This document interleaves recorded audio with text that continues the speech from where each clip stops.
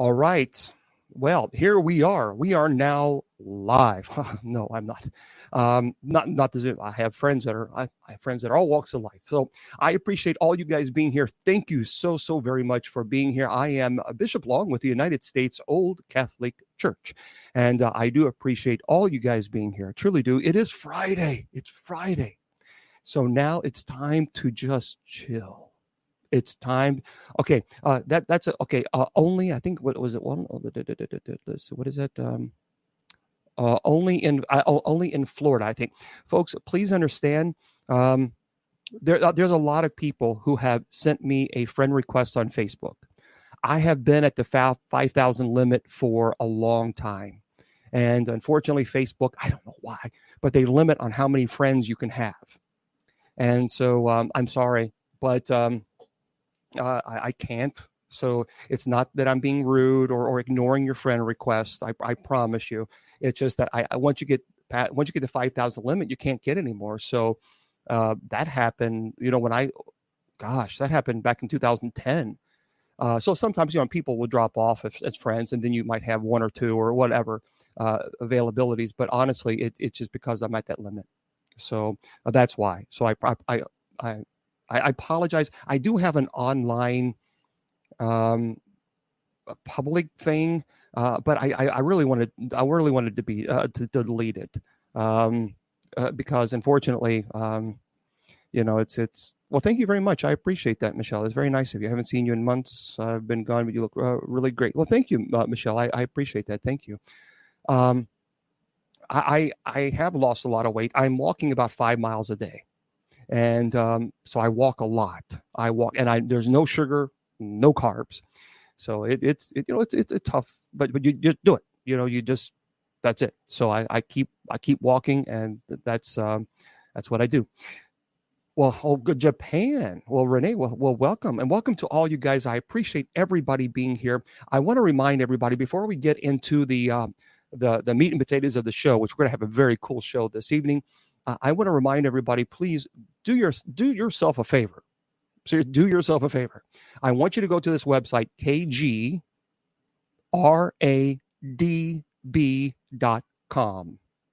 Okay, so I'll say it again, KG as in golf, KGRAD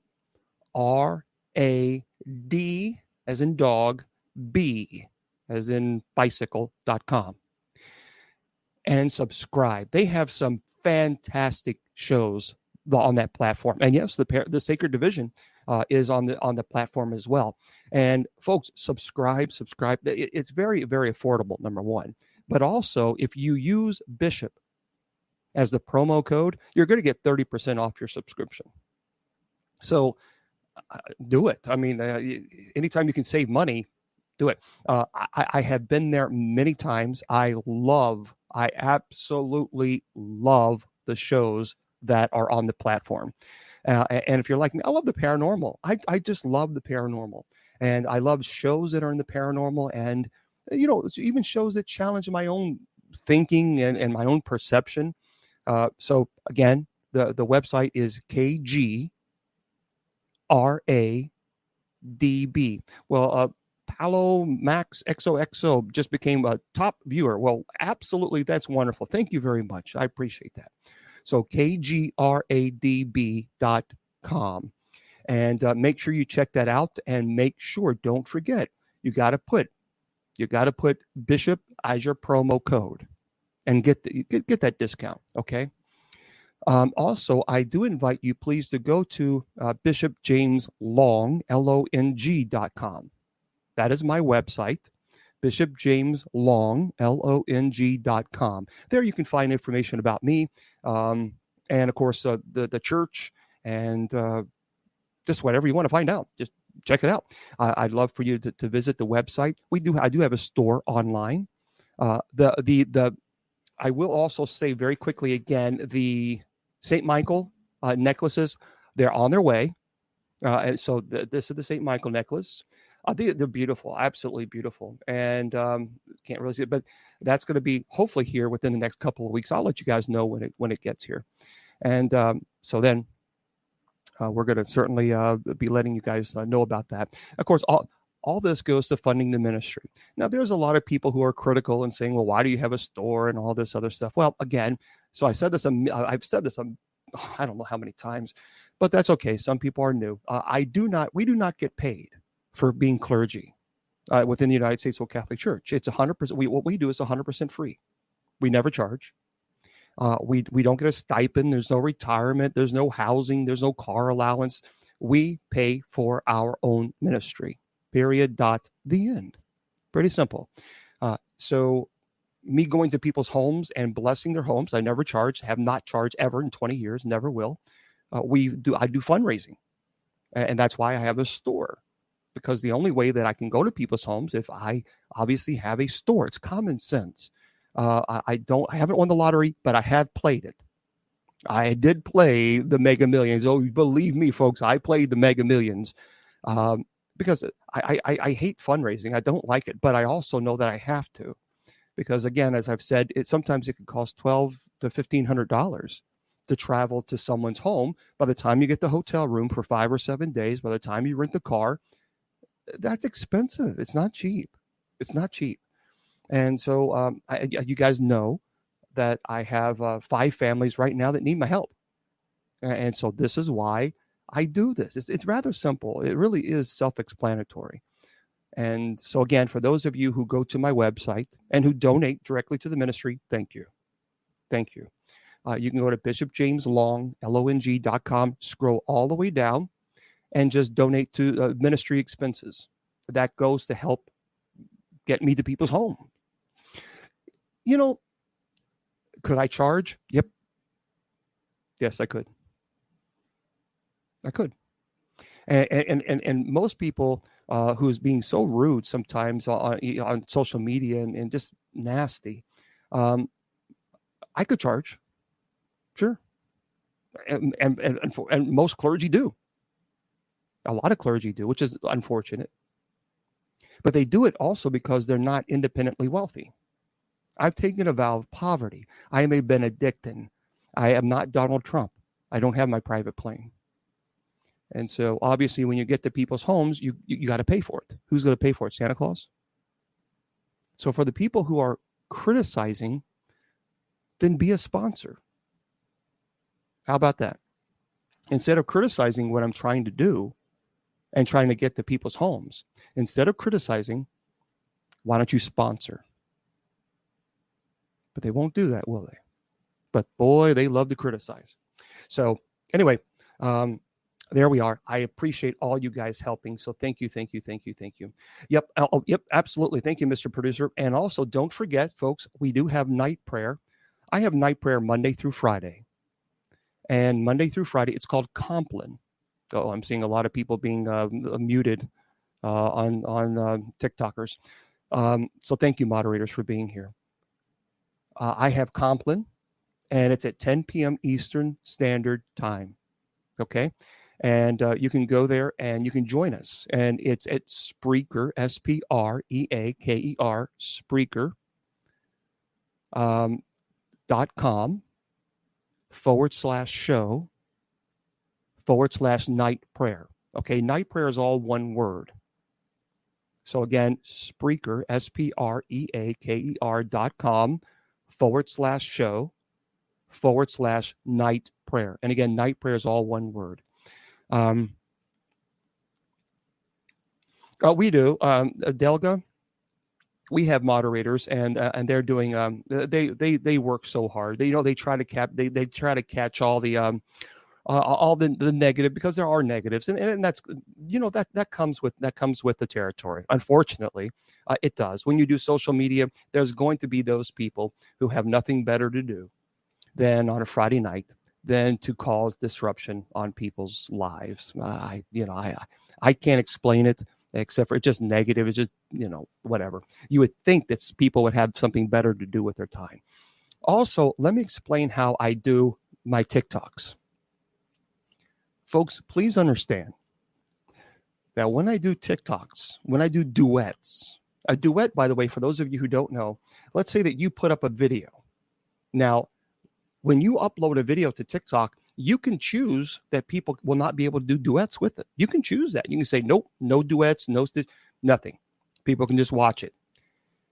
Or you can choose that, yep, I want people to do a duet. A duet is when you have a video and someone can watch it and talk about it or whatever it might be, and then record it and then put it on TikTok. That's a duet. Well, you, as the owner of the video, you can choose to allow duets or not allow the duets. Also, when people upload videos, they have hashtags.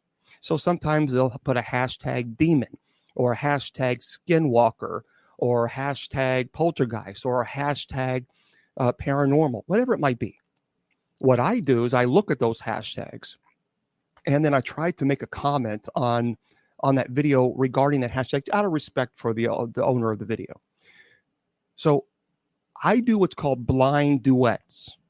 People send it to me and say, hey, Bishop Long, can you watch this video and give your first impression, your initial impression on a video? That's what I do. That is it. That's it. And I look at the hashtags of the owners of whatever hashtag they put on the video. So if they put demon or skinwalker on the hashtag, I'll try to mention skinwalker or demon in my initial reaction out of respect for the owner, because they're the ones who put the hashtag. So if they think it's a skinwalker, I'll say, well, I don't really see skinwalker in that video, or I do see whatever it might be. But what I do is called initial duets, initial reactions. I don't have the background information on these cases, because that's the whole point of a blind duet. That's it. So what I do is I look it, I watch it, and I give my first impression. That's it. That's it. And so you get a perspective from clergy, but also someone who's been the first time that I investigated was 35 years ago. And that was at Waverly Hills in Louisville, Kentucky, because I live in Louisville. And so that was my first time. And I'll never forget it. Never forget it. It was a pretty amazing experience. So there we go, everybody. Yeah, that spider. Yeah, Jared said that I did a video on a spider, a duet. A blind duet. Someone sent it to me and said, hey, Bishop Long, will you do a blind duet on this? I had no idea what to expect, but I pushed the record button or whatever. And I thought, oh, no, because this was a big old spider. And I don't do spiders. No. Spiders, snakes, jaws. No. So, yeah, I love, I did. And Ortiz said, you just jumped right into going, because I love history. I'm a huge history buff. I love history. And Waverly Hills, and for those of you who are offering gifts on TikTok, thank you. I sincerely appreciate that. But Waverly Hills is based in Louisville, Kentucky. And 35 years ago, it was not owned by the Mattingleys. It was actually owned by an individual who wanted people to go up there. And unfortunately, he really didn't care if people were tearing it up. And that was a shame. That really was a shame. Because what he wanted to do is he wanted to demolish it. The Waverly Hills. He actually wanted to demolish the building and then build a huge, gigantic statue of Christ on top of the hill. But he couldn't, because the building was so soundly built. He couldn't. It was just unbelievable. So, yeah, 35 years ago, I just love the history of Waverly Hills. And then to actually go there. And at that time, I really wasn't, paranormal investigator, but boy, we had an experience there, and it was, and that's when I knew this was in my blood. I knew this was one of those things that I was going to do for the rest of my life, and it's true. It's true. Yeah, Waverly is amazing. Waverly is just absolutely stunning. Just the history of the Waverly is just phenomenal. Oh, thank you very much. I appreciate that. TRPPLI. Thank you, Triplet. Is that right? Thank you. That's very, very kind of you. I do get a lot of hate and a lot of judgment because I do have an online store, and I just don't understand. I just don't get it. But, I have learned that there are people on the sidelines that will try to stop what you're doing. They like to break you down. They like to criticize just for the sake of criticizing. And I don't understand, I've always said there are some people in this world, you can give them $1 million and they will complain and talk horrible behind your back because you didn't give them 2 million. There are just those people that no matter what you do, you will never appease them. Never, no matter what you do. So I learned a long time ago to stop trying to appease everybody, because you're not going to, and I won't. I'm not here to try to, and let me just make this very clear. I am not here to prove to you or prove to anybody that demons exist. I'm not here to prove that to you. I am here to help the families who know that they do. And that, I tell you, 15 years ago, I was getting death threats and all this other nonsense. It was stupid. And I was really thinking about quitting the ministry then because of the hate, the unbelievable hate. After the Bobby Mackey's episodes, the death threats were so severe that when I went to paranormal conferences, they had to hire police officers just to be around me, because I don't know why. I even to this day, I don't know. It's just stupid. But they had to hire police officers. I mean, seriously, at a paranormal conference, because I was talking about demonology. And it's just one of those things. It's just unbelievable. But they're just so they're just going to be those people. Okay, that's a good question. And then we're going to get into the topic for the day. Someone was asking, what is an exorcist? Well, there's a difference between, and I appreciate the question. Well, Christopher, welcome from the UK, and welcome to everyone. There's a difference between a demonologist and an exorcist. Okay, so that's a great question. A demonologist is an individual who has a calling by God. Remember, this is a calling. This is a ministry. This is not secular. And what I mean by that, like a doctor or lawyer or teacher, a judge or firefighter, police officers, those are secular positions. A demonologist is a ministry. It is a calling by God to serve in the field to help families who are going through some severe activity in their homes. So that is that's laity. Laity can serve as demonologist. We have demonologists. Yeah, I agree, Shannon Long 30. Yeah, anybody who's going to come in and be hateful, just if they come in and be hateful, just immediately just block them. We just have no patience. I have no tolerance for hate. There's no reason for it. So a demonologist is one who has a calling to serve and to help families.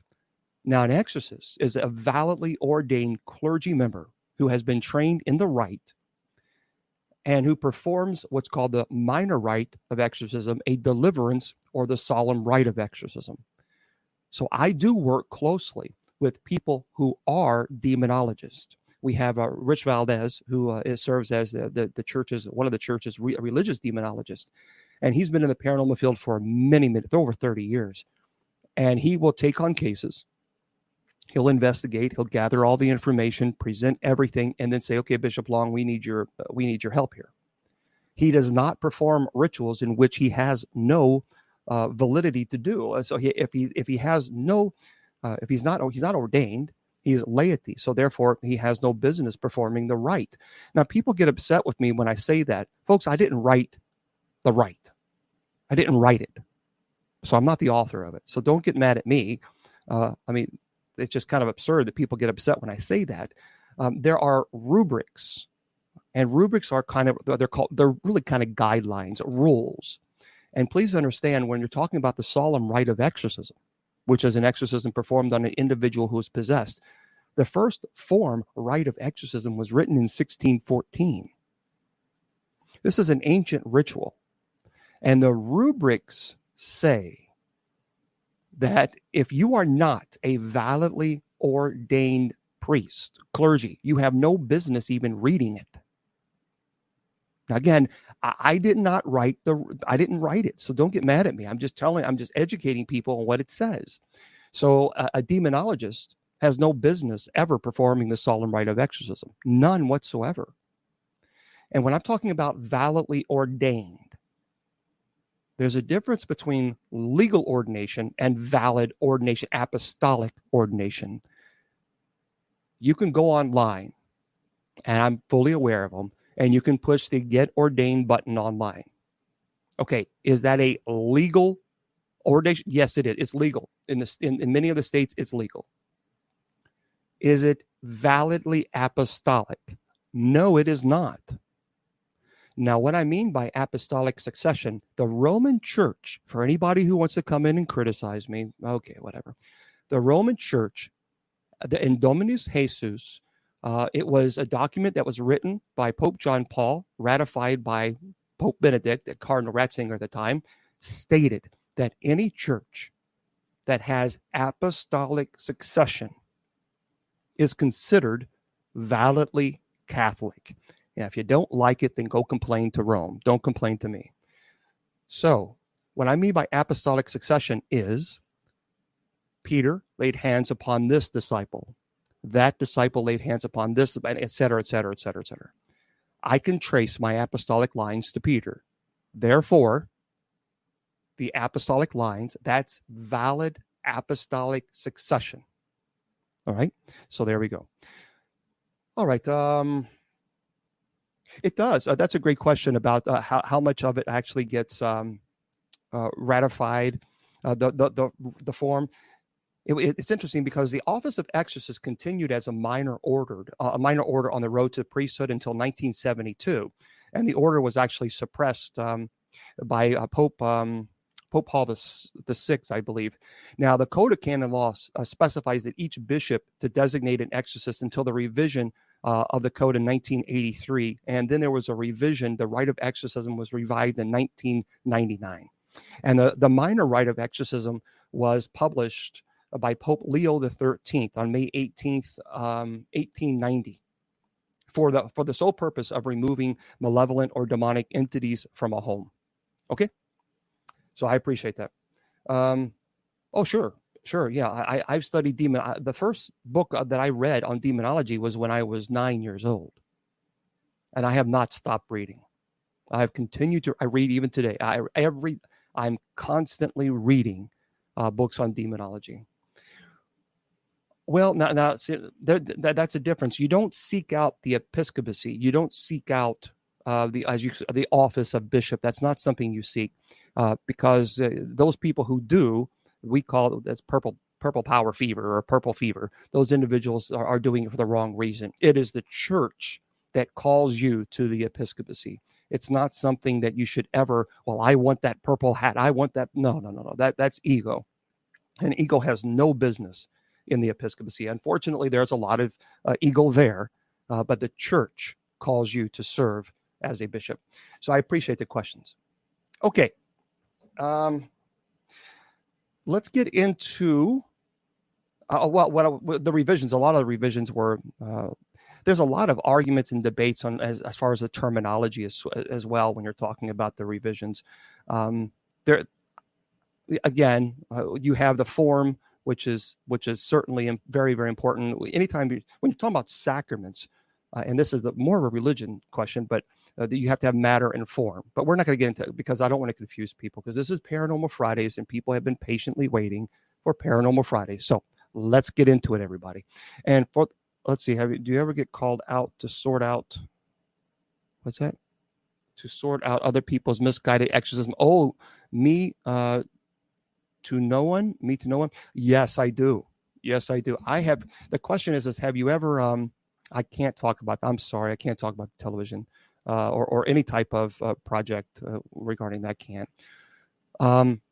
Someone was asking about, have I ever been called out to fix someone who played exorcist with no training? And have I ever? Yes, I have quite often, actually. And what really is very frustrating, especially in the paranormal community, and I've been in the paranormal for a long time, folks, let me just say this, please.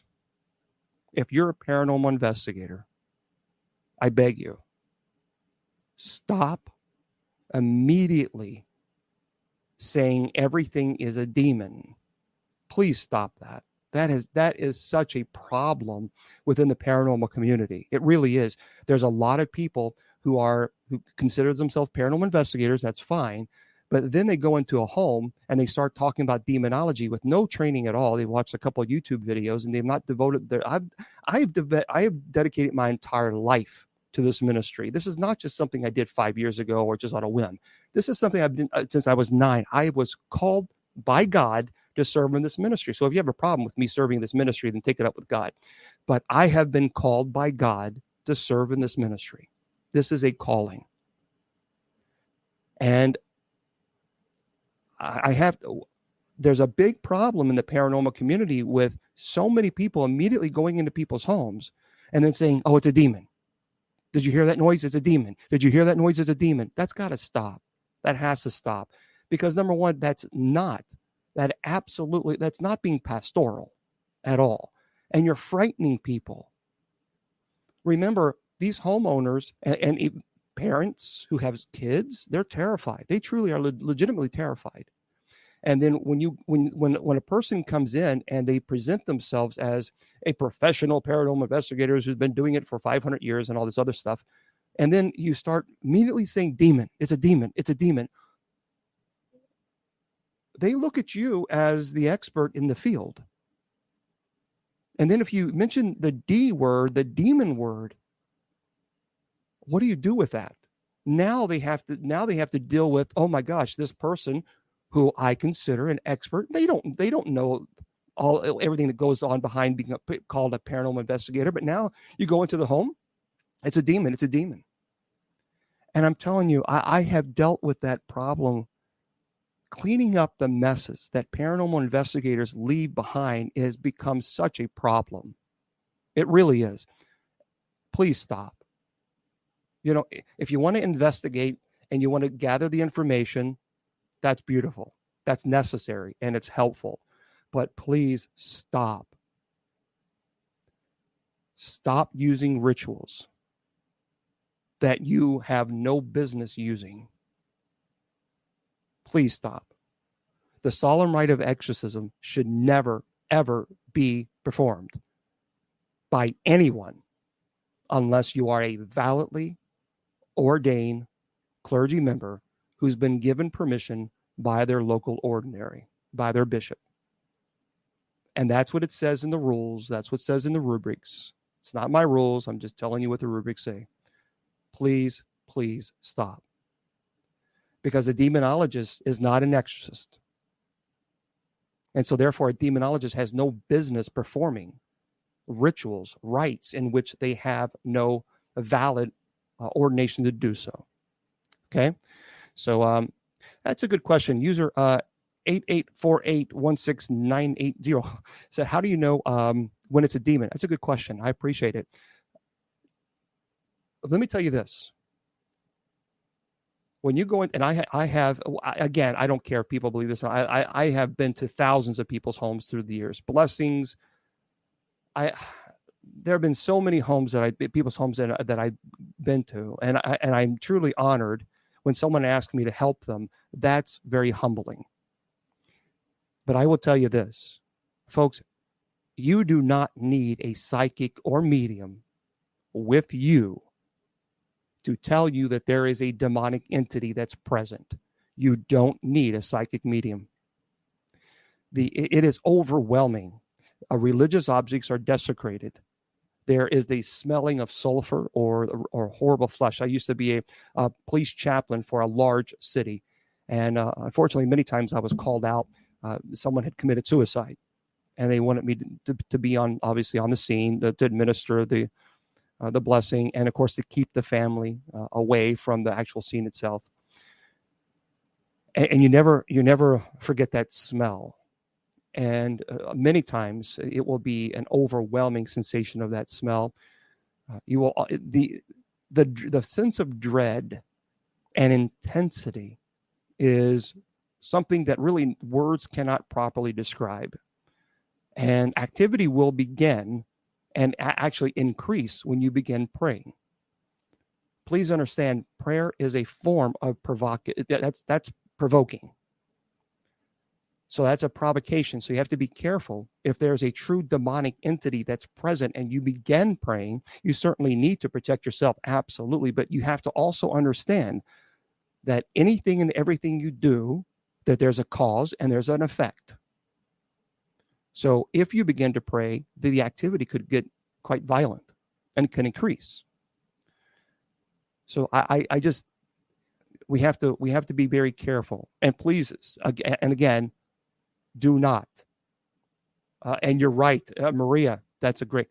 And Maria on YouTube, that is so true. Never, ever, never pay for an investigation. Never. Like I said, I've been an exorcist now for 20 years, and I have never charged not one dime in 20 years. And I have been to thousands of homes. I've performed 30 exorcisms, and I have never charged one dime ever, and never will. So don't pay. Do not pay for an investigation. Just simply don't do it. No one should charge you. No one should charge you for that. So, Love My Pups 5. Number one, I love that. I love the name because I love animals. As a matter of fact, every night when we do a Compline night prayer, I always pray for all animals that are abused or neglected. That's the first prayer that I mention. I just love animals. But it's something that I think animals are the closest thing to God. I truly do. But the question was, do I believe that there's more evil today? I certainly do believe that we have gotten to a point where people are just so cruel. They're just, look at how many people just today, just since I've been on for only 33 minutes, less than 30 minutes, look at how many people have been muted and blocked on TikTok alone. It's sad. It really is. It's sad. It's to see such ugliness, such judgment. And I think there's a lot of people that for some reason, for whatever reason, are listening to this evil. There's two types of demonic activity. There is what's called ordinary demonic activity, and then extraordinary. Now, ordinary demonic activity is, for example, the 7 deadly sins. Let's say that you have a weakness for lust, or you have a weakness for gambling, or whatever it might be. And the demonic will tempt you, amplify that desire to do the things that cause you to fall.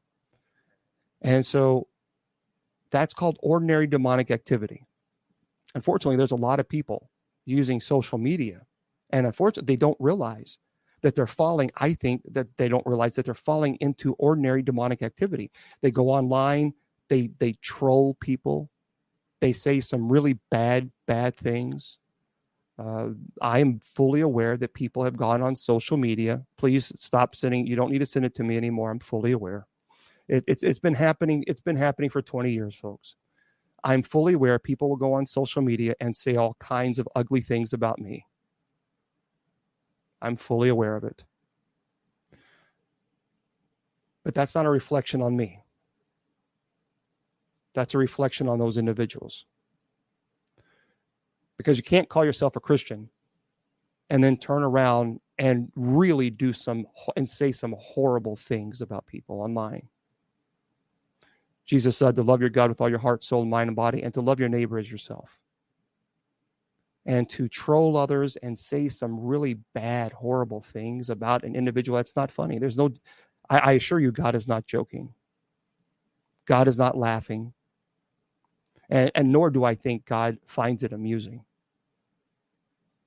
And so, as a matter of fact, there was one individual on TikTok. He was doing a live, and I was just scrolling through, and he has a stutter issue, and people were just saying some horrible thing. I mean, the comments, and he was crying because he was doing a live. He was talking, but he was reading these comments, and he started crying. And I just thought, my God, what is wrong with people?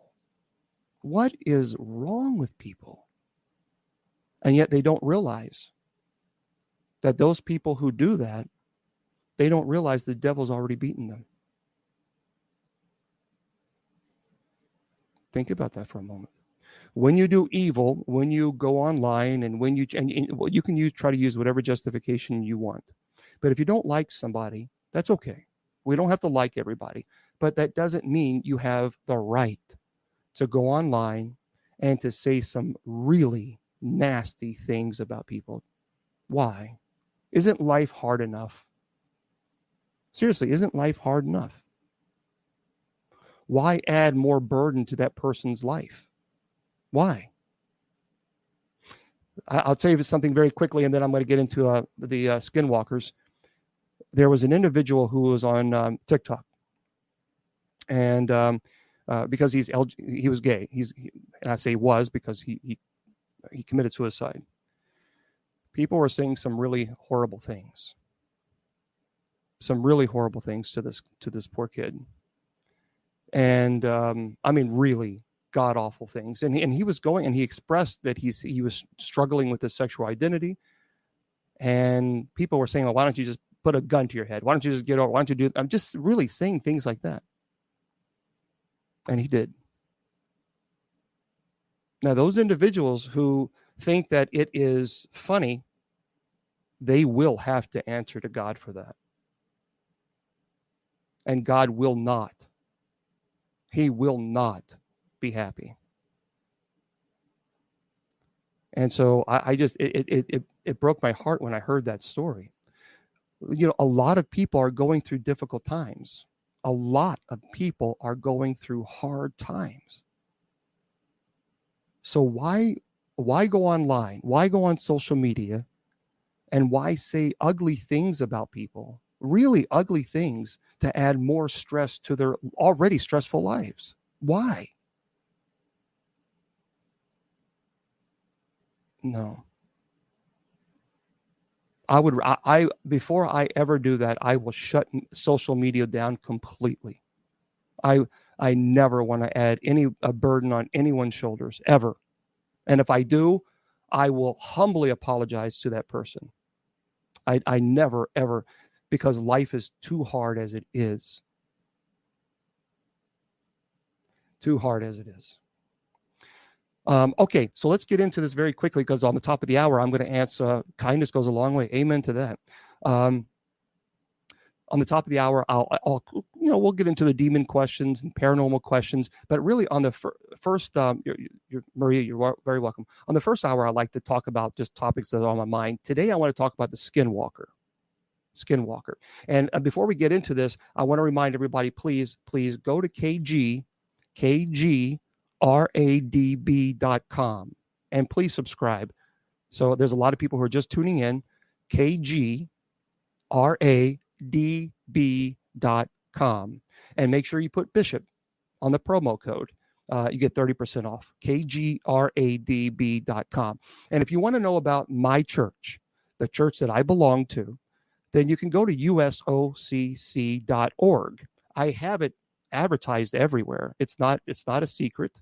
I'm very transparent. I've told everybody about my degree, my education, where I went, how many years I studied for the priesthood. I mean, it's very clear. I'm very transparent in that. And I have no problem with transparency. That's actually the way it should be. So you can go to usocc.org. And that is the church's website. I am a Benedictine. And so for me, my Benedictine spirituality is very, very important. Very important to me. So if you want to be a Benedictine, then go to Bishop James Long, LONG.com, Bishop James Long, and check it out. Okay? All right. Amen, user. Sure. I went to Loyola University in Chicago, graduated there. I went to St. Mary the Lake Graduate School, and went to Argosy University and Sullivan University. I have a doctorate of ministry. I have a master's of divinity, a master of education, a master of business, and I have my bachelor of communication journalism from Loyola, and associate of philosophy from Loyola as well. Thank you for asking. So yeah, I've been in school for a long, long time. Education is very important, very, very important, and so yeah, that it's something that I'm education. I love to learn. I guess I've always been kind of a book nerd, a nerd, so to speak. You know what I mean? So that's it's I've had several jobs. One of the things I did not want to do is I did not want to become go immediately into the seminary when I was 18. I didn't want to do that. Well, actually, I did, but I really thought, James, you need to take some time away and learn what life is about, to learn how to struggle, learn what it's like to have to budget your the pocketbook, how to pay the rent, how to pay the electric. I mean, I always knew that people paid it, but it's a big difference between knowing people paying it and actually you learning how to budget. So that was important for me. I didn't want to go immediately out of high school because I wanted to learn. I wanted to grow up a bit, and not because I was immature, but because I wanted to understand what it's like. Because here, if I'm preaching to people about budgeting and priorities and all this stuff, well, I mean, if you've had everything in your life and you've never really had to struggle, then you don't quite understand the struggle itself. So that was important for me. Yeah, that's a good question. Winter, Megan. So am I a demonologist? Yeah, if you are an exorcist by the office already, then you serve as a demonologist. But remember, there's a demonologist is not an exorcist. So that's the separation. If you're a demonologist, it's a laity. If you are an exorcist, that is clergy. So by the office of exorcist, that all automatically defines you as a demonologist. But if you serve as a demonologist, that does not define you as an exorcist. So I appreciate the question. Thank you.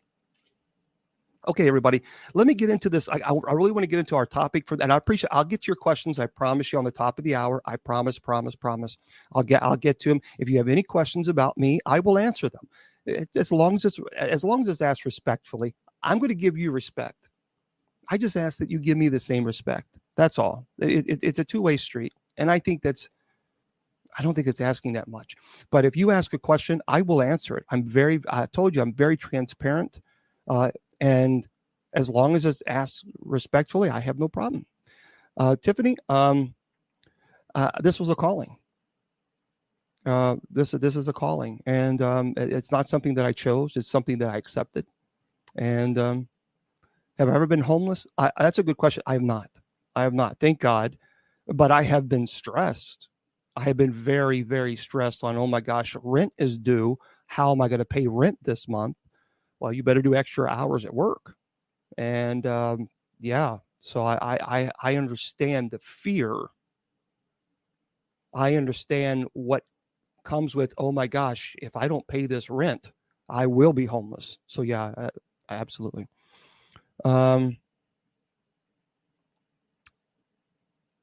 Lauren, what's the most evil you've ever experienced? Lauren, no, demons do not protect you.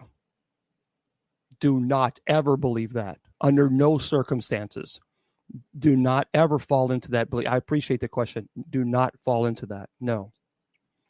And someone, Lauren was asking me the most, I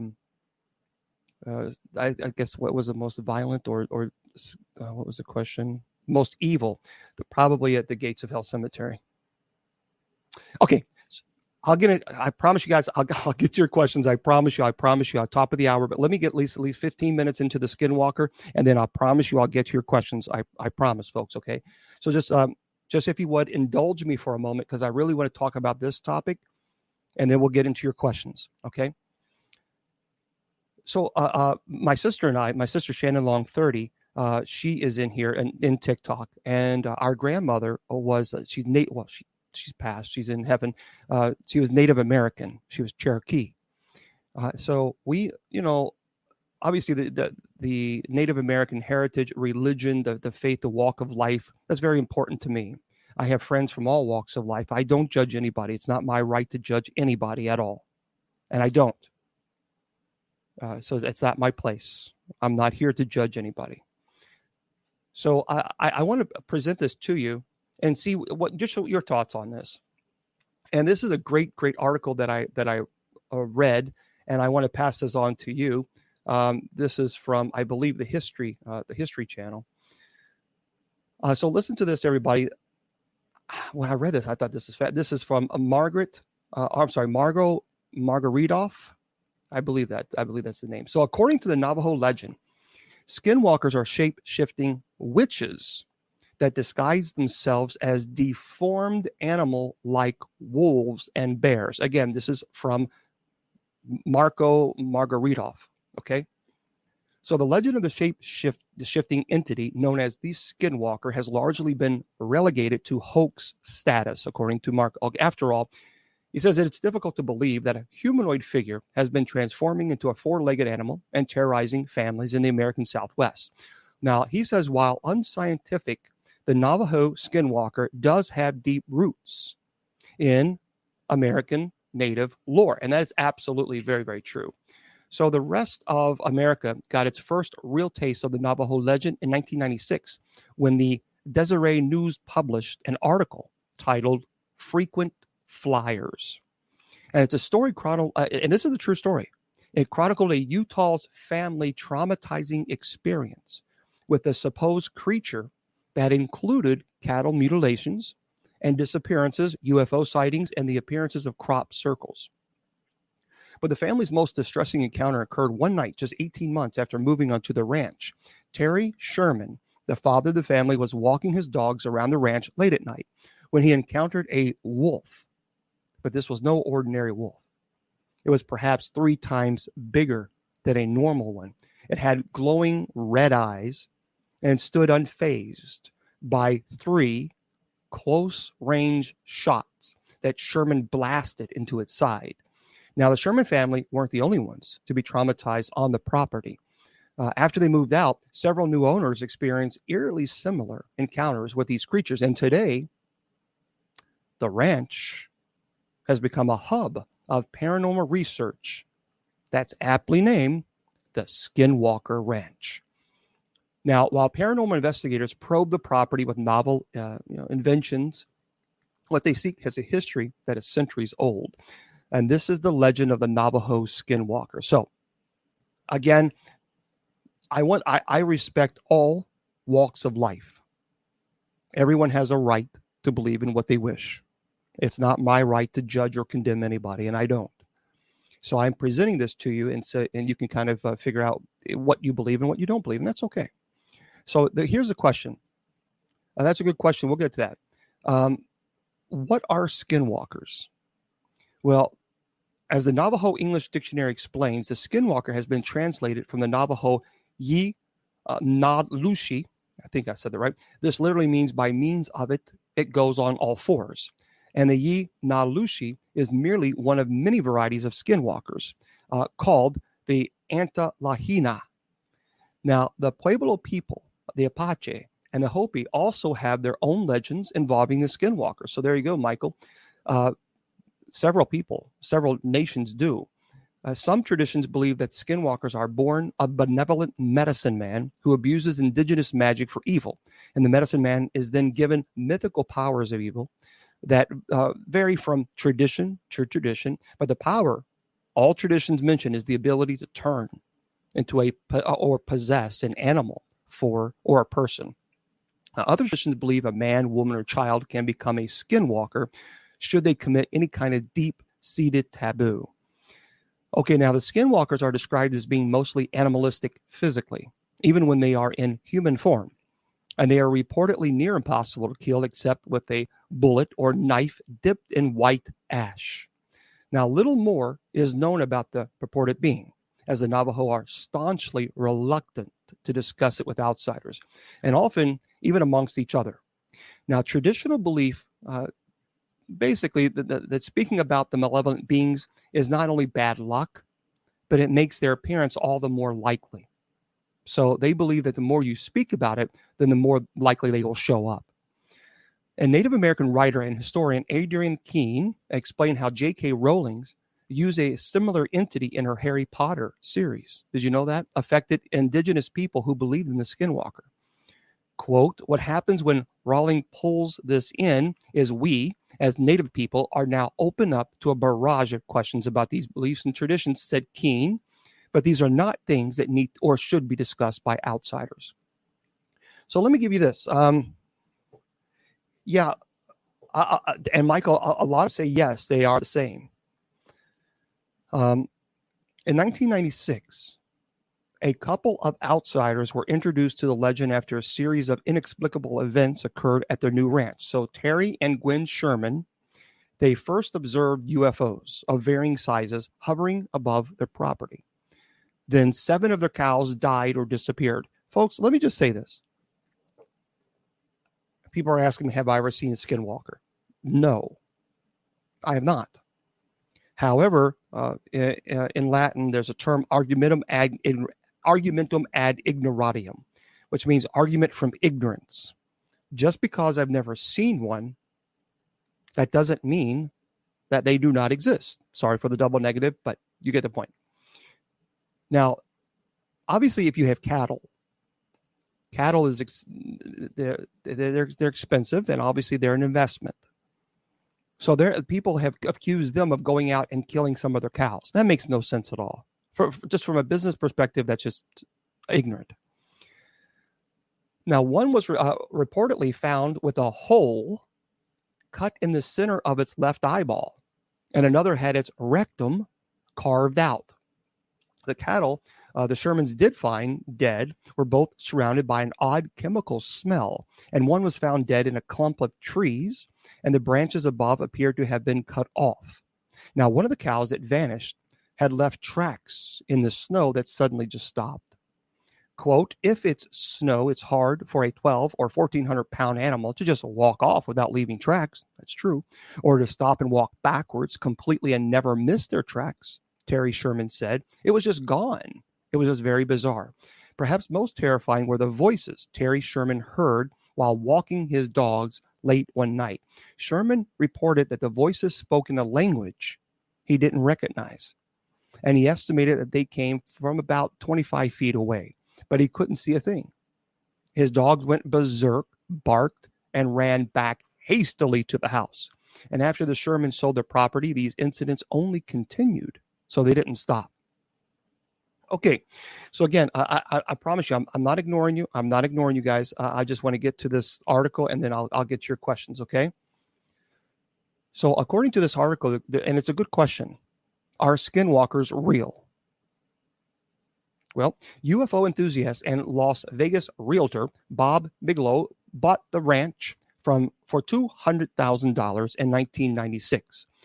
He established a National Institute for Discovery Science on the grounds and put up substantial surveillance. The goal was to assess what exactly had been going on there. So on March 12, 1997, I think Bigelow, am I saying that right, everybody? I don't know if that's how you pronounce his name, and if it's not, I apologize.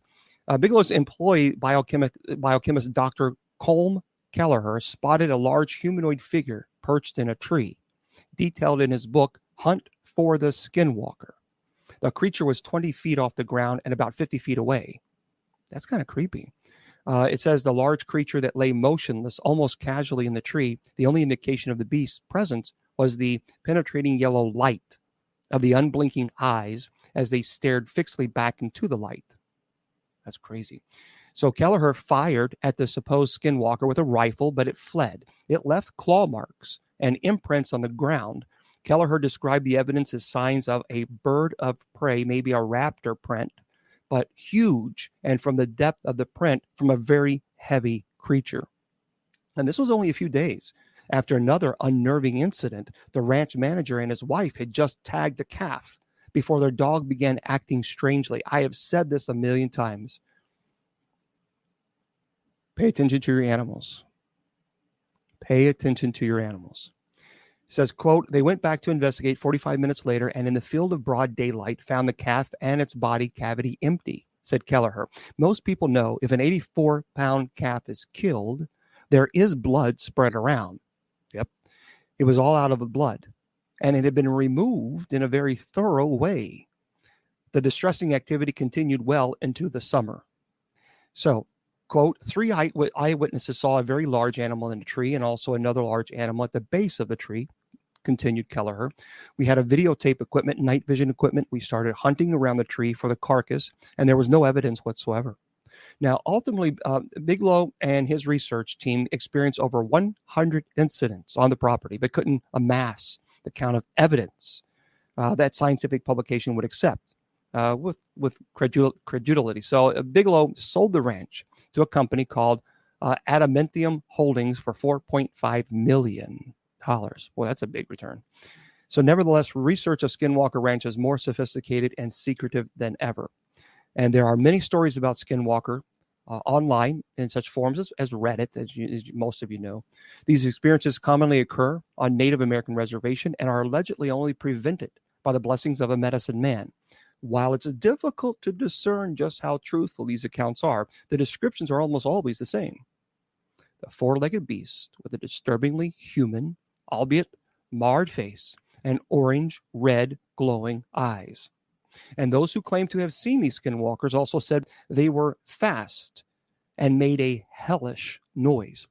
So skinwalkers have crept back into popular culture through the television show, such as HBO's The Outsider and History Channel's upcoming The Secret of Skinwalker Ranch documentary series. Now, for horror-centric programming, a virtually demonic being that roams the countryside is rather perfect. Since taking over Skinwalker Ranch, Adamantium has installed equipment all over the property, including cameras, alarm systems, infrared, and more. Most alarming, however, are the accounts from company employees. Would I go there? Absolutely. Yes, I would. I would love to investigate that place. According to Vice employees, Thomas Winterton was one of several employees who randomly experienced skin inflammation and nausea after working on the grounds. Some had to be hospitalized with no clear medical diagnosis for the condition. And this and the following account parallels some of the inexplicable events featured on the sci-fi show, The Outsiders. Listen, it says here, as Winterton reported, quote, I take my truck up the road, and as I start to get closer, I start to get really scared. Just this feeling that takes over. Then I hear the voice, as clear as you and me talking right now, that says, stop, turn around. I lean out the window with my spotlight out and start searching around. Nothing. And despite the dreadful experience, Winterton reported that he isn't leaving Skinwalker Ranch anytime soon. Quote, it's like the ranch that calls you, he said with a wry smile. So I would go to this place. Yes, I would. I mean, I think it would be fascinating to experience that. And I agree. User 89284. Don't spread hate, spread love. Amen. Amen. Well, Texas Woman 80, it says in the article that the way to get rid of, you have to call a Native American medicine man, medicine woman, to be fair. And basically a shaman could take care of that. I've had Willie Windwalker. Yeah, Maria. Yeah. I've had a Willie Windwalker on the show, and Willie Windwalker, he's a shaman, Willie Windwalker Gibson. And so that it seems that is the way to go about dealing with that.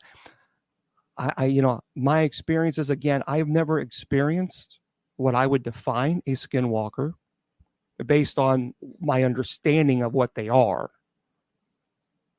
So I don't, I have limited field experience, and I think I do have very limited field experience, but I have book knowledge, but book knowledge can only get you so far. And so my field experience is limited when it comes to skinwalkers. That's very important. That's very, very important. When you call yourself an exorcist or demonologist, a demonologist is someone who actually investigates cases. You're not a demonologist if all you're doing is going around paranormal conferences and regurgitating demonology. That doesn't make you a demonologist. It makes you a presenter on demonology. But that's not a demonologist. A demonologist actually has boots on the ground who are actually working cases, trying to debunk, number one, trying to debunk what's going on in the home. That's a demonologist. An exorcist If all you do is teach about the exorcisms and you've never performed one, you've never performed the minor rite of exorcism, you've never performed a deliverance, you've never performed the solemn rite of exorcism, you have no field experience. Anybody can read a book on demonology and then present the information to people. That doesn't make you a demonologist. It doesn't make you an exorcist.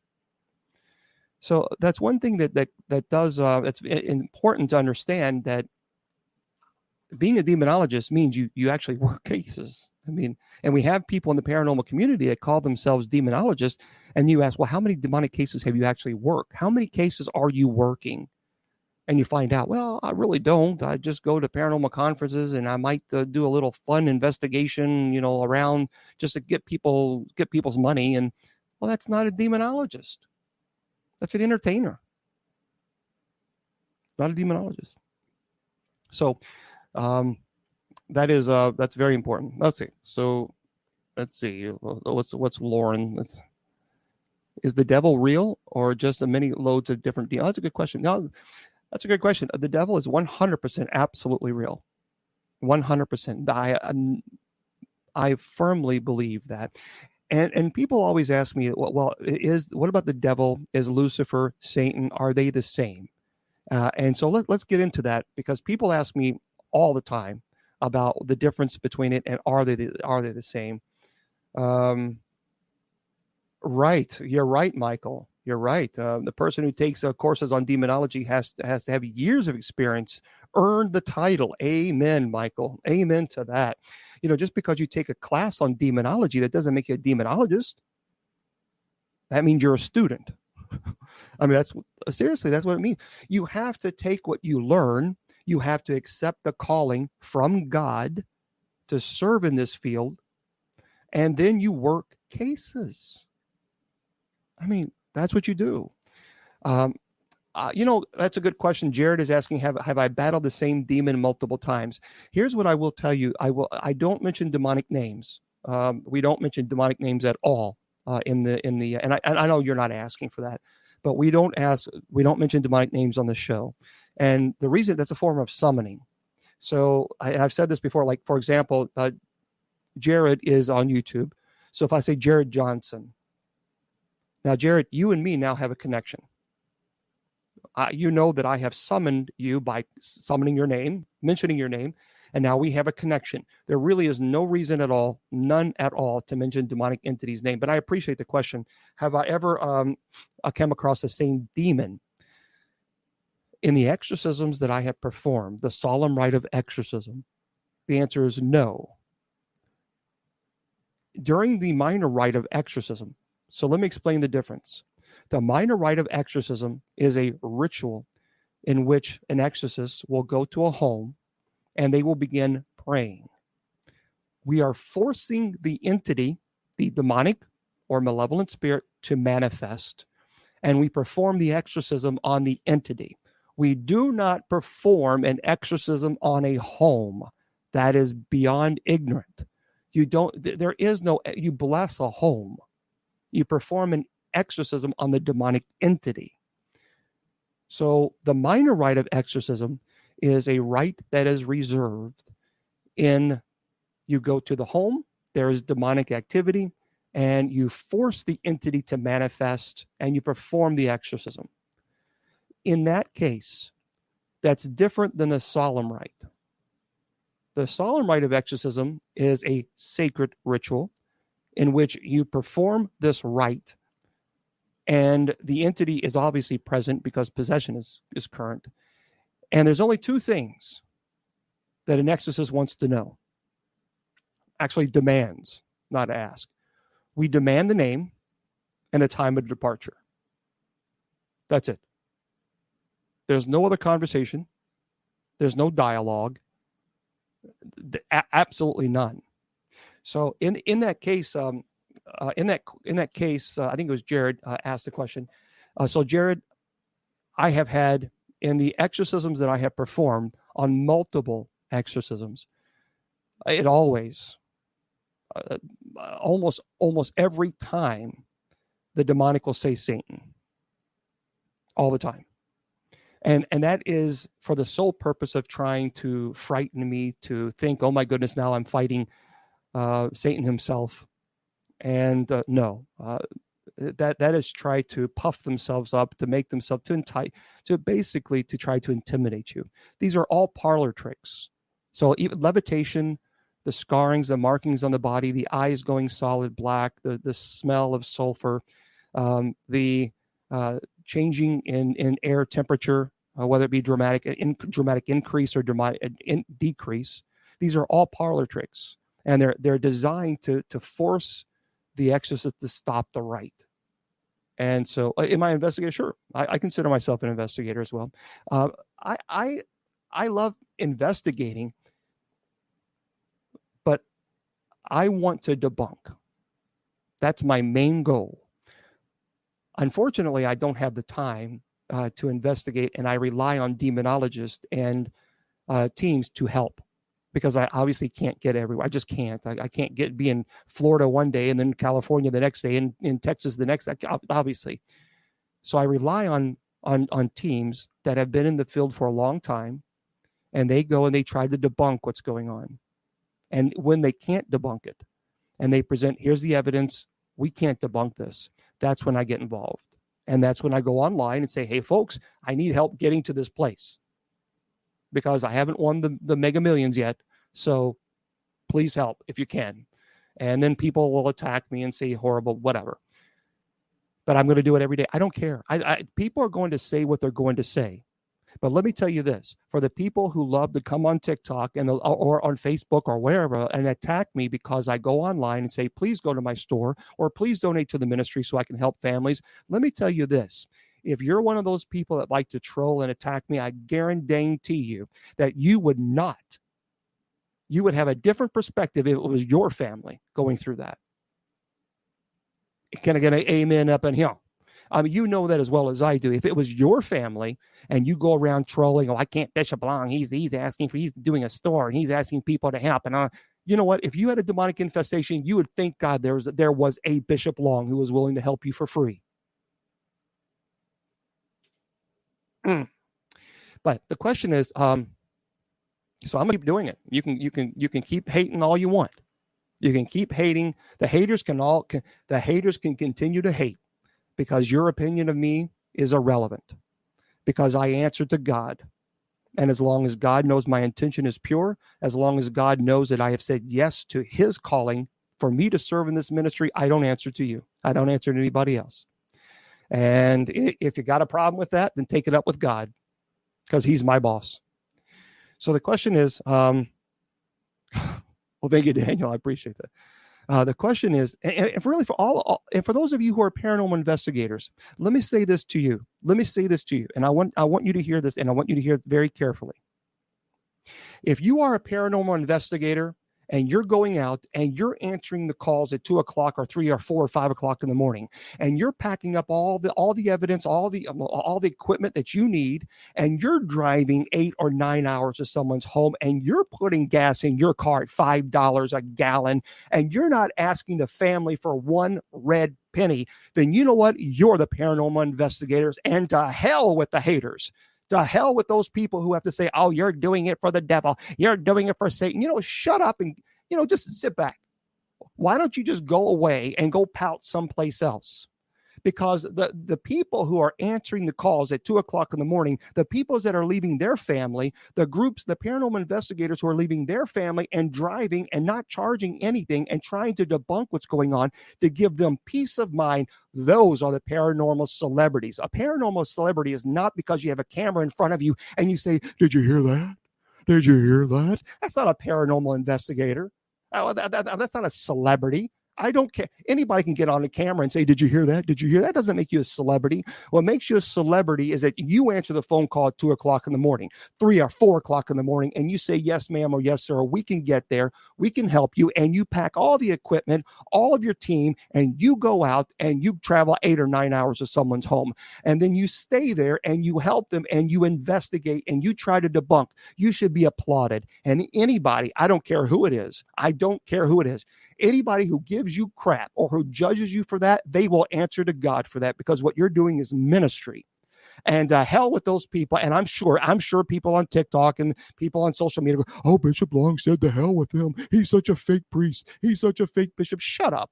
Because I'm telling you, the people who are actually out there who are working the cases, who are answering the calls, who are traveling and not charging at all for $5 a gallon and helping these families, I tell you what, hats off to you. And any preacher, I don't care who it is, any preacher who condemns you, any preacher who's saying you're doing the work of Satan, you know what? They're not answering the calls at 2:00 in the morning, are they? They're not getting their butts out of the warm beds at 2:00 in the morning, are they? But they sure have a lot to say about what you do. Hypocrites. Hypocrites. You're going to sit there and judge paranormal investigators, good paranormal investigators who go out and help families. You're going to sit there and tell, oh, you're doing the work of the devil. You don't even, you know what? If you knew what they were doing, you don't even know what. See, that's the problem. They're spouting off all this crap. Are you answering the call? Are you going to their home? Are you driving 8 hours to their home to help them? Are you going to the home to bless their home? No, but you're sitting on social media. Oh, they're fake. Oh, they're doing the work of the devil. The only person, let me give you a little hint. The only person that's doing the work of the devil are those people. Those people are doing the work of the devil. Because let me tell you something. I have been in the paranormal community for a long time, and I have met a lot of great teams, and I mean really phenomenal teams.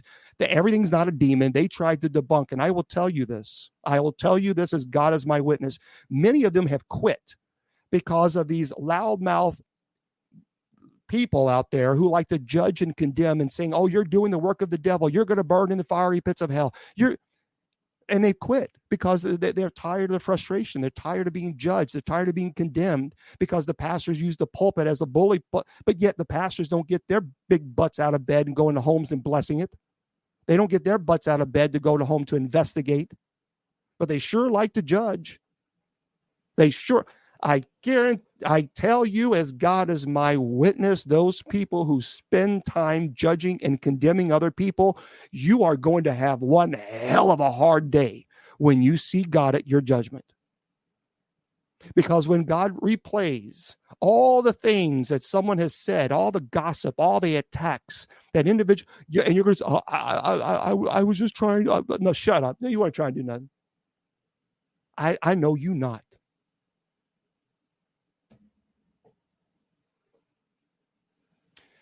And that is the bottom line, period. It frustrates me. It frustrates me when teams get this crap. It's terrible how some people treat the paranormal teams. And then so paranormal teams, let me tell you this. If you're a paranormal investigator, and you answer the call at 2 or 3 or 4 or 5 in the morning, and you pack up all your equipment and you pack up your team, and you go to someone's home whom you don't even know, and you don't think everything is a demon, you tried to debunk, you tried to explain logically what's going on. May God bless you. May God bless your ministry. And thank God you are here, because you are needed, you are necessary. And I tell you what, I have been blessed to know some paranormal investigators who've made my job so much easier, because they provide all the evidence, they provide everything, and they say, here you go, Bishop Long, and we'll help you in any way we can. I can't tell you how much relief that gives me when a team is prepared, they're ready, they explain. Man, if that's not a ministry, then I don't know what is. I don't know what is. That's a ministry. And never charging, never asking for anything. You're doing it out of the goodness of the heart. You're not trying to sensationalizing it. You're not taking advantage of people. You're trying to help people. By God, that is beautiful. That's beautiful. So, thank you. very, very, very much. So the question was Lucifer, Satan, and the devil. Okay, let me explain that. And again, if you want to go to my website, you can go to my website. You can learn all about me, BishopJamesLong, LONG.com, BishopJamesLong.com. It's all there. The church's website, usocc.org. It's all there. So you go to the website, BishopJamesLong, LONG.com. And also, for those of you who are just joining us, please do yourself a favor. Make sure you go to the website, the production company that basically produces these shows. I love them. They're great. And of course, Mr. Producer behind the scenes, he does a great job as well. KGRADB, KGRADB.com. And make sure you put Bishop in the promo code so you can get 30% off. Oh wow, Frank, that's great. Frank says we have travel at 2 a.m. to someone's home. He has a day team and a night team for emergencies. Man, that is a true. I agree with you, Michael. That is a true work of God. Well, thank you very much, Don. I appreciate that. So, yep, amen. Lady Lime, we are on this earth to be servants. We are to serve and love. Amen to that. Boy, that's beautifully said. Beautifully said. Okay, so here's the question. Is Lucifer, Satan, and the devil the same people? Yes. So it's all about identification.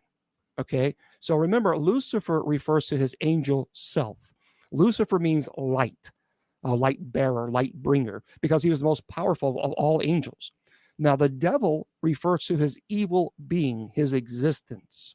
Satan refers to the concept that he is evil, as like the title of Prince of Darkness, as an opposition of Jesus, the Prince of Light. So the Bible says that the devil is Satan. The Bible says it in Revelation chapter 12, verse 9. It says, so the great dragon was cast out, that serpent of old called the devil and Satan, who deceives the whole world. He was cast to the earth, and his angels were cast out with him. So Revelation 12, verse 9 answers the question that people ask me. Also, regarding Lucifer. Now, there's a lot of difference arguing. They say, no, this is the Babylonian king. I kind of disagree with this. Isaiah chapter 14, verse 12 says, how you are fallen from heaven, O Lucifer, son of the morning, how you are cut down to the ground, you who weaken the nations. I believe Lucifer, that Lucifer, the angel, is what they're talking about, not the Babylonian king, because it says how you are fallen from heaven. Babylonian king was not fallen from heaven. So Lucifer fell from heaven, and Jesus said in Mark chapter 10, verse 18, I saw Satan fall like lightning from heaven. Okay, so thus we can conclude theologically that Lucifer is Satan, and we already know Satan is the devil because it says that in Revelation 12:9. So name changes often denote changes in character in the Bible. So thus Lucifer, the light bearer, once a good angel, had become Satan, the adversary. Okay? So Lucifer, light bringer, light bearer was the original name. He was named the devil or slanderer or the accuser, and Satan, also known as adversary or opposer after he apostatized. And he's, again, Revelation 12, verse 7 through 9, he's called both Satan and the devil. And by the way, what's interesting, the name Lucifer occurs only once in the Hebrew Bible. That's in Isaiah chapter 14, verse 12 through 15, comparing it to reference to the morning star and fallen angel. So there we go. We can conclude Revelation 12, verse 7 through 9, that all three are the same in one. All fallen angels are usually given the name demons, and the chief of the demon is called the devil, Satan. And this, again, it must not be taken, however, to indicate that there is a difference of nature with demons and the devil. People often ask me, well, can the devil help you? Can the devil assist you? Can devils, are all devils bad? The answer is 1,000,000%, folks. Yes. Absolutely. You cannot. I don't care if anyone tells you that you can change the nature of a demon, run far away from that person. Run far away. because that's theologically incorrect. Remember, they were in the presence of God, and they still freely rejected God. So the idea that we're going to somehow, the created is somehow going to change the nature of the demon. That's not a little, that's a very, very egotistical. So stay away from that. Yep, Sonia, I performed 30 exorcisms, solemn rite of exorcisms, and I've quite a few minor rite of exorcisms. Yeah. So that just, again, be very, very careful about falling into that. And that goes all the way, the whole idea that you can control a demon, that the demon will do your bidding, that all falls in line with the Lesser Key of Solomon, which is again, it's myth. It's mythology. And the idea that you have this ability to control demons and demon will do your bidding. No, that's simply not true. It's not true. So just, there we go. And again, we do ask if you are on TikTok, we do not mention demonic names, or Facebook, YouTube, or Twitter. Please do not mention demonic names. And just be kind to one another. It's really simple. That's all we got to do. And, it seems pretty simple. Yeah, there are hierarchy. Someone's asking, are there hierarchy of angels? There are. And there are, just as there are hierarchy of angels in heaven, there are most certainly hierarchy of angels in hell. So, for example, the highest, or there are three type of some people call them sphere. Some people call them tiers, TIERS. Some people call them orders. Either way, it's interchangeable. There's a highest order, there's the middle order, and there is the lower order. So the highest ranking, the highest order of angels are your seraphim, cherubim, and thrones. Okay, that's the highest. It was believed, many people believe that there's a debate whether or not Satan actually was a seraphim or cherubim. Either way, it's a highest order is the seraphim, cherubim, and thrones. The middle order are dominions, virtues, and powers. And then the lower ranking order is the principalities, archangels, and angels. Okay. You can also, people ask me all the time about books to read on demonology. I first of all, I love Thomas Aquinas. A lot of people think, "Woo, that's heavy reading," but to me, that's when I was first introduced to Thomas Aquinas when I was in the seminary, and especially the Summa Theologica. You got to read it. You got to read it. He actually has a section there on demons, and I think it's brilliant. Of course, St. Thomas Aquinas was a brilliant philosopher and theologian. So I would strongly encourage you to check that out. Raiders. A lot of people thought that principalities or archangels were the top. No, they're actually the lowest on the tiers. If you're looking at that, the highest is the seraphim, cherubim, and thrones. Gabriel Morth, Michael, I like Gabriel Morth as well. I also, Hostage to the Devil is a great book, really phenomenal book. Sometimes though I read some of the literature out there, and it's almost, they got to be careful because not everything is demon. And so I'm a little concerned about everything being demon. And oh, that's very nice, Swiper. That's very nice of you. So I appreciate that. Thank you very much. Oh, someone else was blocked there on TikTok. I'll tell you. See, you guys don't see it on Facebook, YouTube, and Twitter. You guys don't see it. The poor moderators have been rather busy tonight. It is called The Hostage to the Devil by Malachi Martin. It's a great book. It really is. It's a phenomenal book. A Hostage to the Devil.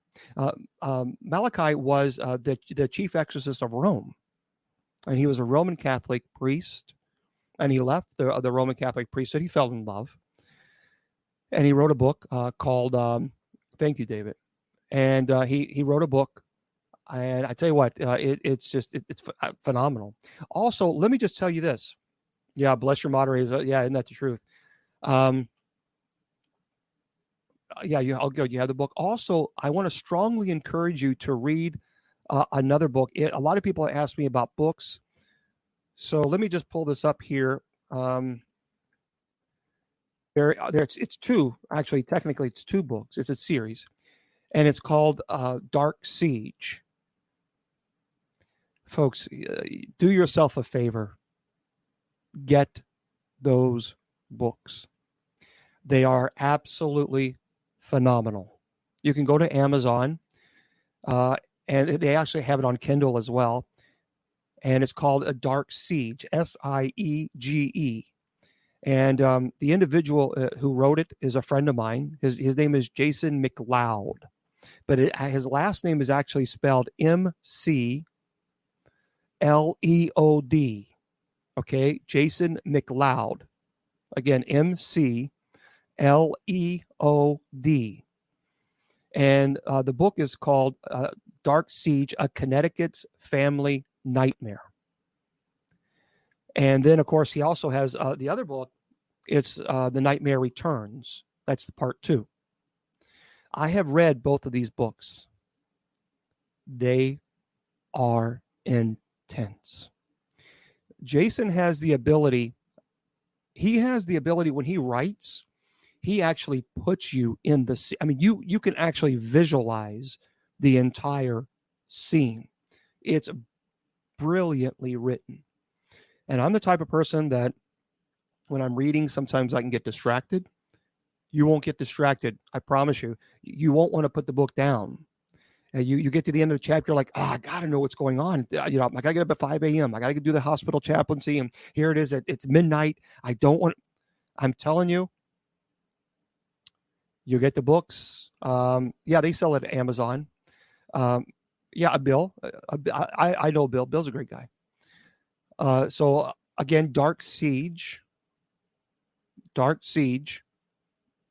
and his name is Jason McLeod, McLeod. Yep. So Cran Create. It's Jason McLeod, McLeod. That's his last name. Called Dark Siege. So it's there's two books. The first one is A Connecticut Family's Nightmare. And the second one is The Nightmare Returns.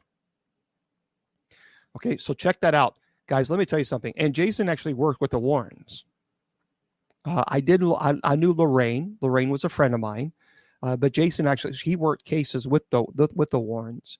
And this book, Dark Siege, it's actually based on a true story on one of his cases.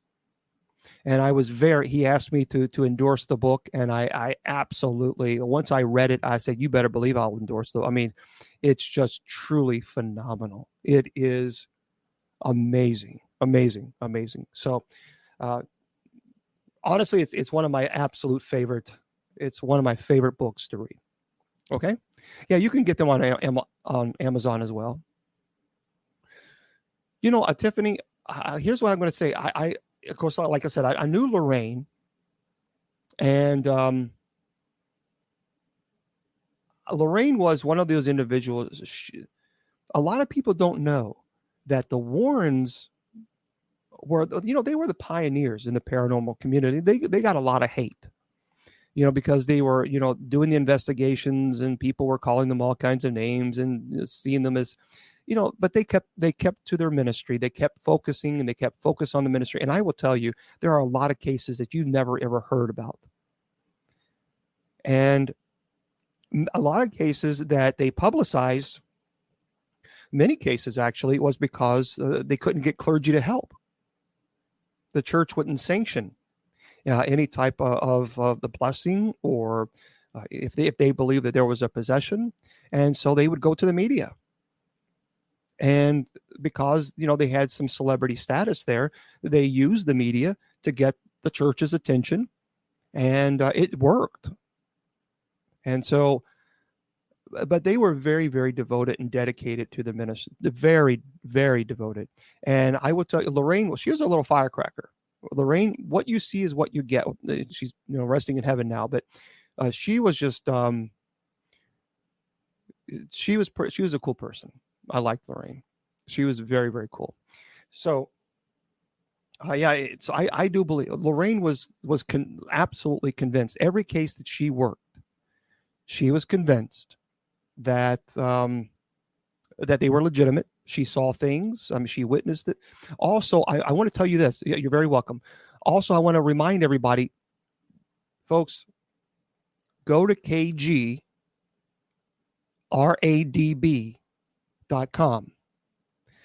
After the show, my good buddy Andrea Perrin, she's on at the top of the hour at 9 p.m. She has her show. For those of you who don't know Andrea, first of all, I love Andrea. Andrea is just one of those. Let me tell you something. If you don't know Andrea, get to know her, and because she's one of those people that just radiates light. She is such a beautiful soul. I don't know anybody that doesn't like Andrea. I mean, she's just one of those people that you just really, really like. And so Andrea has some great books, and I want to tell you about them. And I strongly encourage you, because people are always asking me what do I suggest? Get Andrea's book. She's an adult now, but she was one of the children who actually lived in the Conjuring house. She was there. And she has a trilogy out on the actual on what happened. And I own the books. They are brilliantly written, and it gives you an insight into what she experienced through her eyes living there. So here's the name. So you can get them in Amazon. Her last name is Perron. Okay. So Andrea Perrin, Perron, and the books are called House of Darkness, House of Light. And like I said, it's a trilogy. That means there's three books. So get them, and you can go to Amazon. You can pick them up. So it's the House of Darkness, House of Light, the True Story, Volume 2, and then of course House of Darkness, House of Light, the True Story, Volume 3. And you can pick those up, and you can get those on Amazon. So again, the name of the book is called House of Darkness, House of Light. And Andrea's name, of course, is Andrea, and Perrin is Perron. Perron. Okay, so get them, guys. People are always asking me about what kind of books I suggest. These books you got to have in your library, and you're not going to want to put them down. And you're going to be very, very happy that you have them, because number one, The Conjuring is one of the most famous cases in the world. Well, if you love The Conjuring and you like the movies, well, why not get it from the perspective of someone who actually lived there, who actually lived in the house? And I think that's what you can do. Well, JC, how does a priest become a priest that can perform exorcism and go works on cases? Well, once you're ordained a priest, then you obviously can speak to the bishop, and if you have a calling to serve in this ministry, then you can pursue that, obviously with training and the church sanctioning an exorcism. Remember that when a priest, an exorcist, performs an exorcism, that priest is not performing the exorcism alone. The church has sanctioned it. So clergy are praying with you. The church is behind you. The church is supporting this ministry, meaning that through prayer, that you're not alone. And when you are obviously performing the solemn rite of exorcism, and you begin to pray the litany of the saints, that is invoking the saints and the angels above in heaven to help you fight. And it's quite powerful. It's very, very powerful. So this is, it's a calling, and I think through spiritual discernment, and that's really important, especially in the seminary, we have what's called academic and spiritual formation. And so through that stage of prayer And discernment is really when you accept either the calling and you go to the bishop and say, this is what I believe God is calling me to do. And you go from there. And then you get proper training. There's a lot of priests that want nothing to do. Yeah, you're right. They want nothing to do with performing the solemn rite of exorcism. Nothing. Because that they're not called to that ministry. So there's many clergy that just say, nope, it's just not for me. And that's okay. That is absolutely perfectly okay. There's nothing wrong with that. Now, again, a deliverance is not the same thing as the solemn rite of exorcism. So let me explain it again. So remember, you have what's called the minor rite of exorcism. There's a deliverance, and there's the solemn rite. The minor rite is when an exorcist enters a home that has an infestation. We begin prayer to force the entity to manifest. We bless the home, and we perform the exorcism on the entity or malevolent spirit. That is the minor rite of exorcism. Now, a deliverance is a prayer that is prayed over an individual who is suffering under what's called oppression. Remember, I told you there were two types of demonic activity. There's the ordinary, where the demonic tempts you. The demonic causes you to fall into sin. So if you have a weakness for whatever it might be, it will amplify that weakness. And then there's the extraordinary. Now, the extraordinary, which most of you probably have heard, especially in the Conjuring movie, and the extraordinary has demonic infestation, demonic oppression, demonic possession. But you also have what's called demonic obsession. So demonic infestation, the demonic has infested itself in the home. Demonic oppression, demonic obsession is this.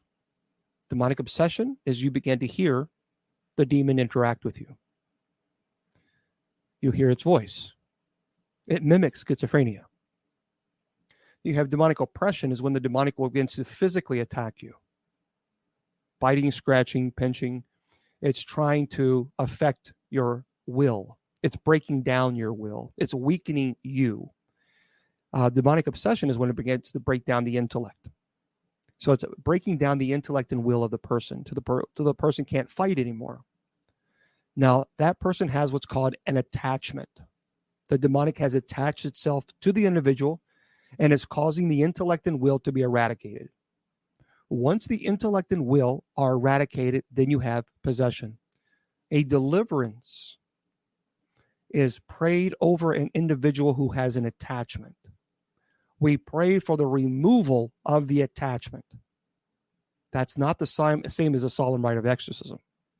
The solemn rite is when the individual has already lost the intellect and will to fight. And then the demonic then possesses the body. Okay? So that's the difference between the two. So people can pray a prayer of deliverance, which means the person has an attachment. All right? And they're I guess you go to a priest. I mean,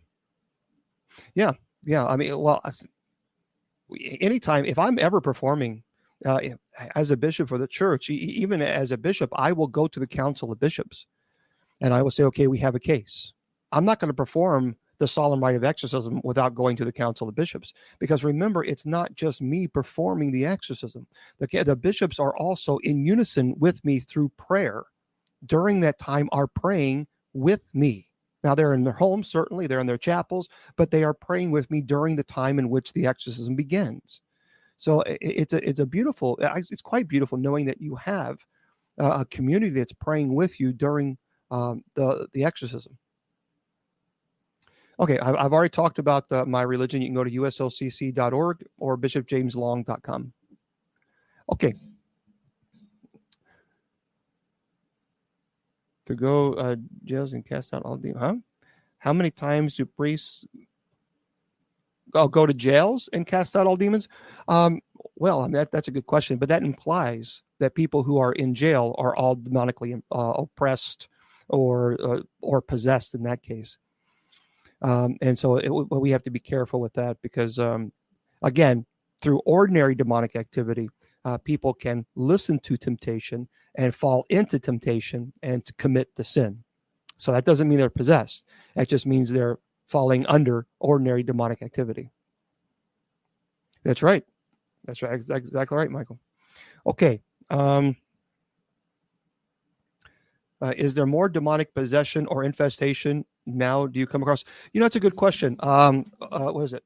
Polish Prince. I'll just say that part of your name. Yes, that they.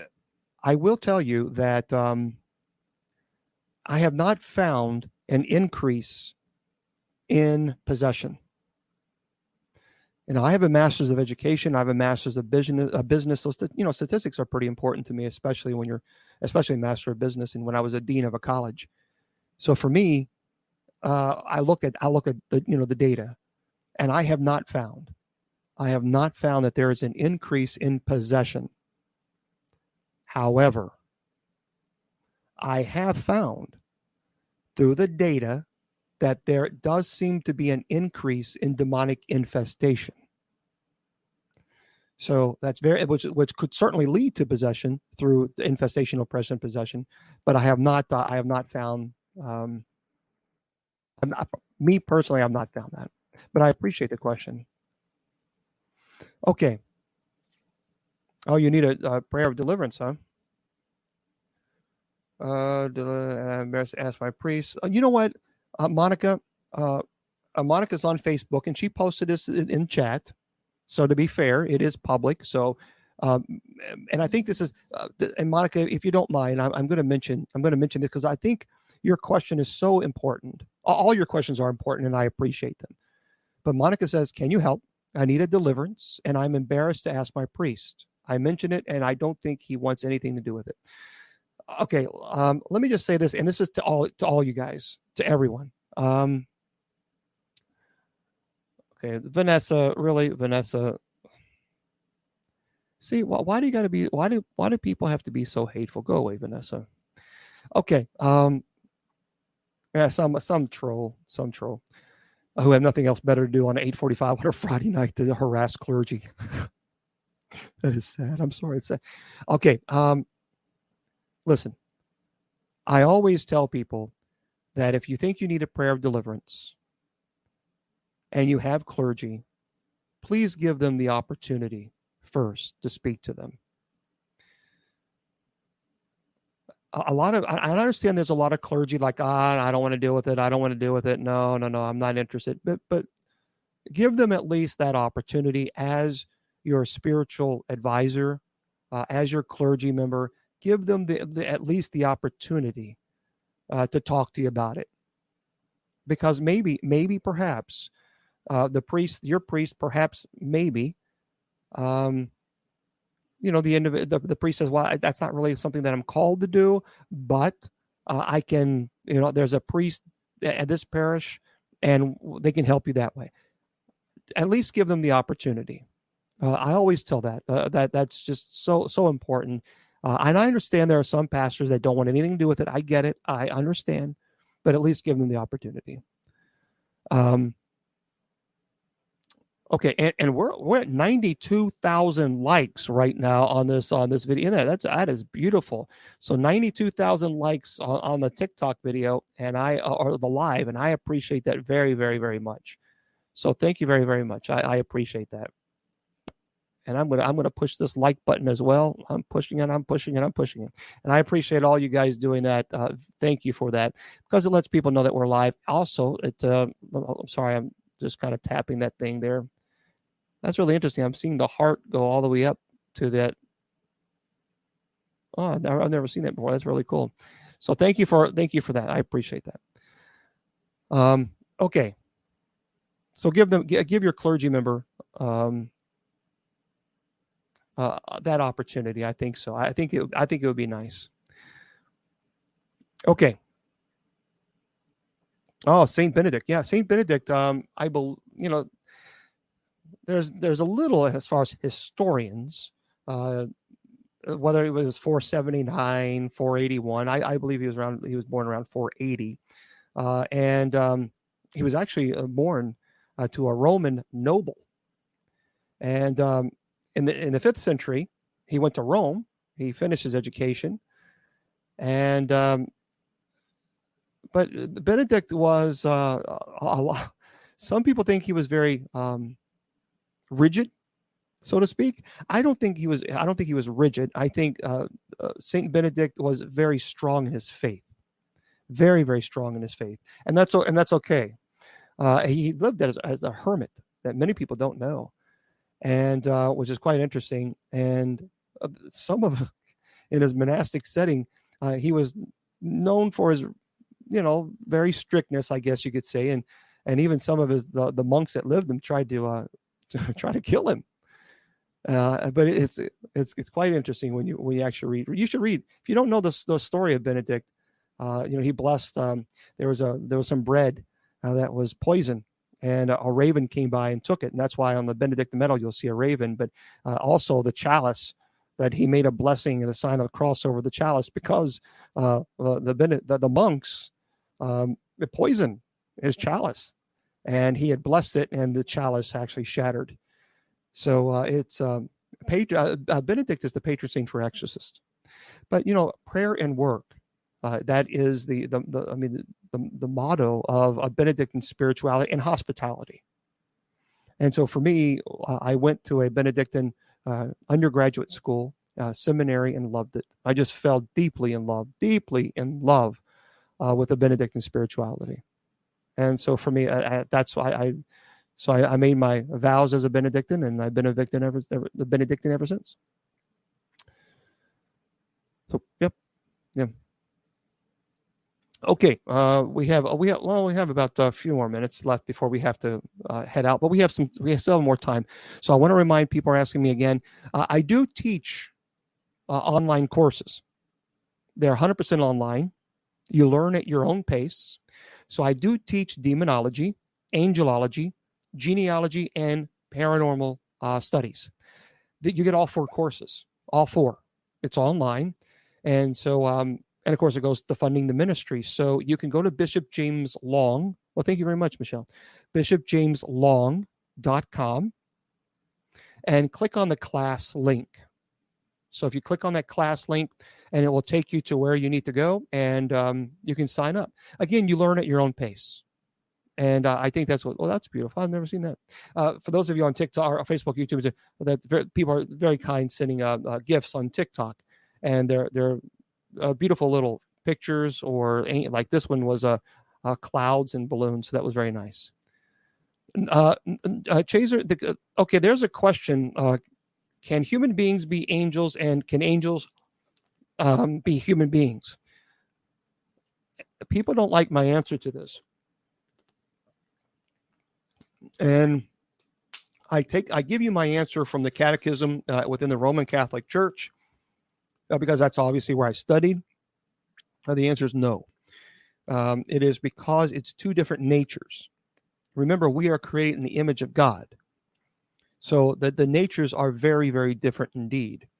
Remember, angels do not have the corporal. They don't have the bodies as we do. We have body and soul. And so therefore, our natures are very different from one another. So theologically speaking, and I understand a lot of people say their loved ones pass on, their guardian angels. And I get what you're saying, because I believe my mom is my guardian angel. I still believe that our loved ones who have passed on absolutely look after. I firmly believe that. Just because they pass on, that doesn't mean that relationship ends. And this is Roman Catholic teaching as well, doctrine as well. Our relationships with individuals, with our family members, they don't end when the bodies cease to exist. We then develop a spiritual relationship with our loved ones. And I firmly believe, without question, that they most certainly can be by our side. They can watch over us. They can help protect us. I absolutely am convinced of that, with no question at all. Thank you, Melissa. So I think I truly believe. So yeah, my mom, I believe, certainly was. I believe she's my guardian angel. I believe she's my guardian angels of my siblings. I know for a fact that I had my guardian angel when I had my car accident, and thank God, because I was 3 inches from hitting a telephone pole. And had I hit that pole, that would have been, I don't know, that would have been terrible. And my sister Jennifer, she had a terrible, terrible car accident, terrible. And I'm convinced that the guardian angel, which I believe is our mom, was right there with her too. And so a lot of people will ask that question because, and that's okay. But I believe that our loved ones most certainly will are our guardian angels, and that's okay.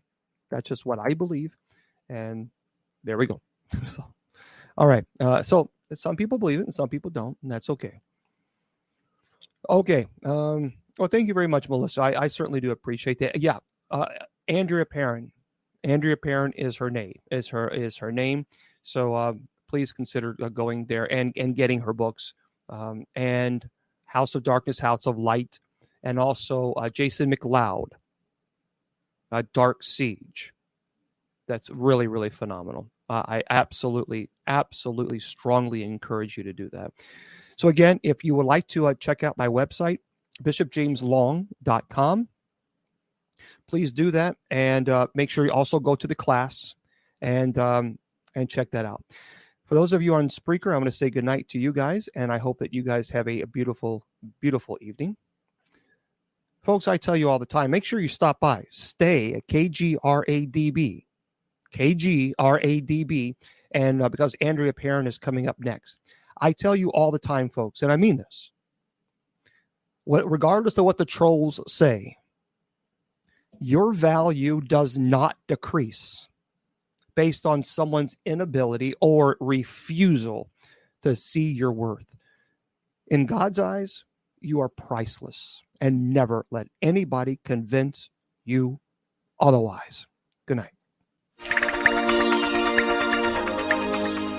The Sacred Division has been brought to you by Bishop Long's online paranormal course. Learn demonology, angelology, paranormal studies, and genealogy. It's 100% online, and you learn at your own pace. Please go to www.bishopjameslong.com and click on the paranormal course link.